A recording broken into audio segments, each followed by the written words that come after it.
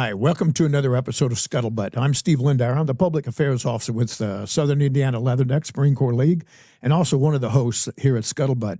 I have a guest here today, Miss Kathy Rinderknecht. Kathy is actually a classmate of mine. I might give you a little bit of history. You've had at least two brothers that were Marines. Am I correct, Kathy? Two brothers, yes. Yeah. Alan and Kenny, Alan and Kenny. So those of you who know the Ware family in the Ireland area, they come from a big, proud military family.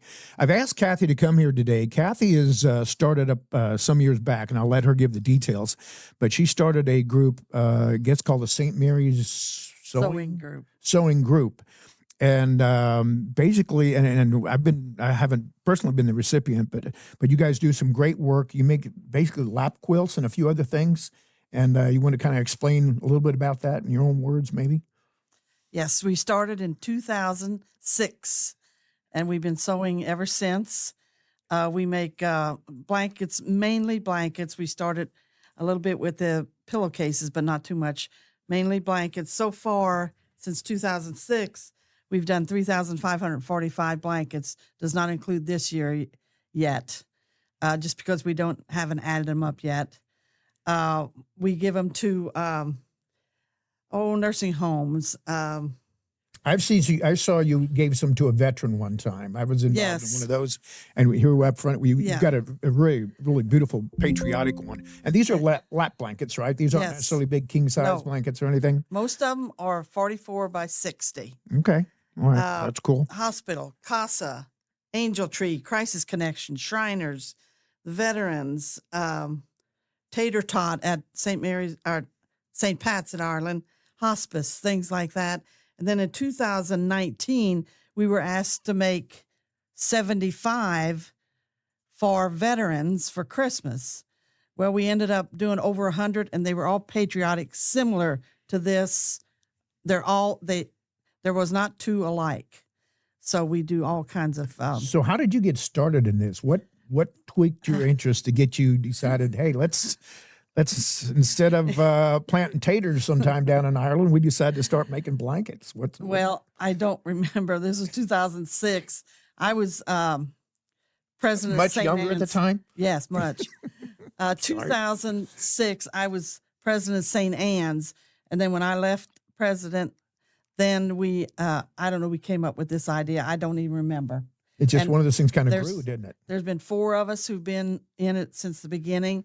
We've had a total of, that I can remember, 32 people helping at different times because, of course, we can't make them all ourselves. Right. So you got just people donate their talent and their time. And what about the material? What about the fabric and all that stuff that goes into it? When we did the patriotic ones in 2019, the Ireland KFC donated $500 to us for fabric and batting and things like that. But people donate.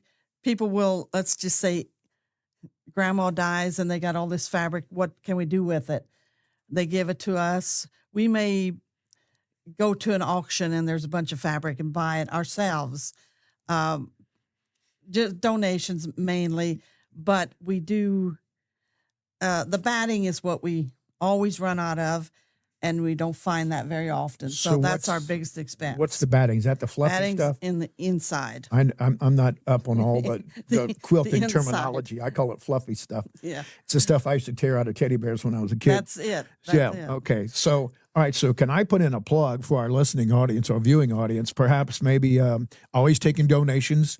It's like a lot of things. You might get a lot of material on things, and we're going to talk about that a little bit because off camera you told me about some of the unique things you did to make it personalized.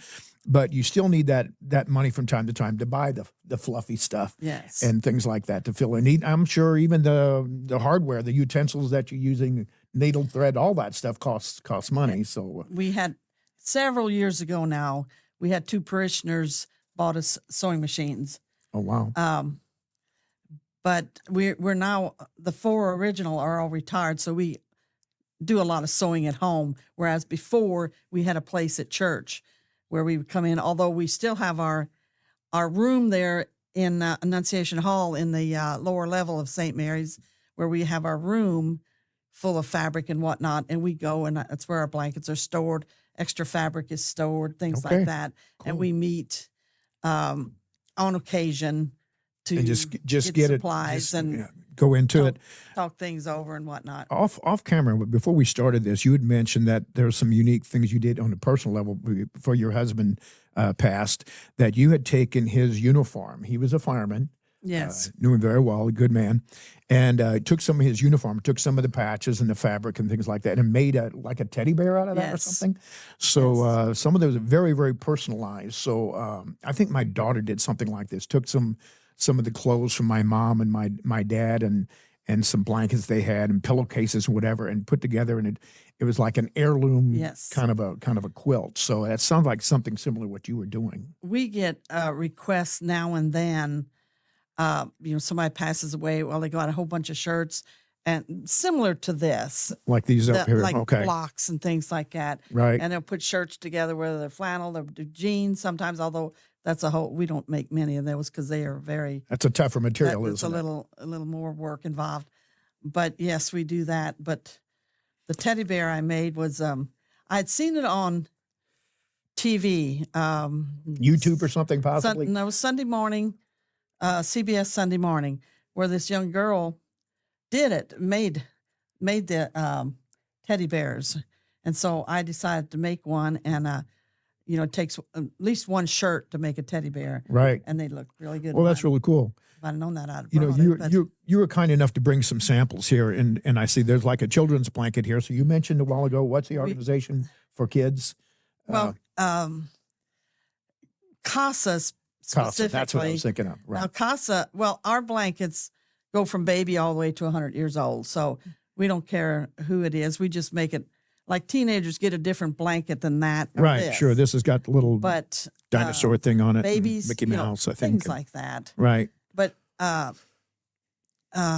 we started making the pillowcases because they had pillows donated. And I don't know if you all know about CASA.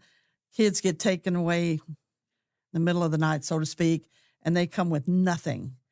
And so we started making pillowcases, and they can use it for their pillows or, for a bag to carry their stuff. Yeah. If the child's small enough, you could use it as a sleeping bag, right? I guess you could. Okay. I guess you could. Dumb dad joke, sorry.